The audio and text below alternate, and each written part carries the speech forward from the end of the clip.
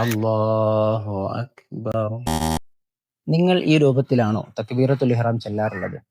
എങ്കിൽ നാം അതിൽ ചെറിയൊരു മാറ്റം വരുത്തേണ്ടതുണ്ട്. അതിന്റെ ഏറ്റവും നല്ല രൂപം മഹാന്മാരായ ഇമാമിങ്ങൾ നമ്മെ പഠിപ്പിക്കുന്നത് ഇങ്ങനെയാണ്. നാം ഇവിടെ നിന്ന് കൈ ഉയർത്താൻ തുടങ്ങുന്ന അവിടെ നാം തക്ബീർ തുടങ്ങുക. അല്ലാഹു അക്ബർ.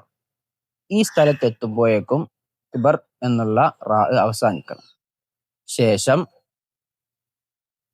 ഇങ്ങനെ ഫ്രീ ആയിട്ട് കൈ താഴേക്ക് കൊണ്ടുവരിക. ഇതാണ് അതിന്റെ ശരിയായ രൂപം. ശേഷം നമ്മുടെ ഇടത് കൈ നെഞ്ചിന്റെ താഴെയും പൊക്കിളിന്റെ മുകളിലുമായിട്ട് വെക്കുക. വലത് കൈയിന്റെ തള്ളവിരലും അതുപോലെ ചെറുവിരലും അത് രണ്ടും ഇടത് കൈയിന്റെ മണിബന്ധത്തിൽ പിടിച്ച് ബാക്കി 3 വിരലുകൾ ഇടത് കൈയിന്റെ തണ്ടൻ കൈയിൽ വെക്കുക.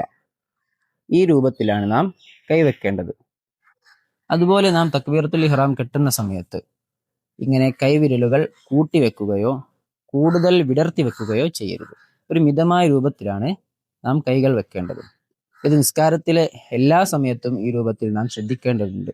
അത് അത്തഹിയ്യാത്തിലായാലും സുജൂദിന്റെ ഇടയിലുള്ള ഇരുത്തത്തിലായാലും അതുപോലെ റുക്കുവിൽ നിന്ന് ഉയരുമ്പോഴുള്ള ആ സമയത്തായാലും ഒക്കെ എല്ലാ സമയത്തും നാം കൂട്ടിവെക്കുകയോ കൂടുതൽ വിടർത്തി വെക്കുകയോ ചെയ്യാതെ ഒരു മിതമായ രൂപത്തിൽ പിടിക്കുകയാണ് വേണ്ടത്.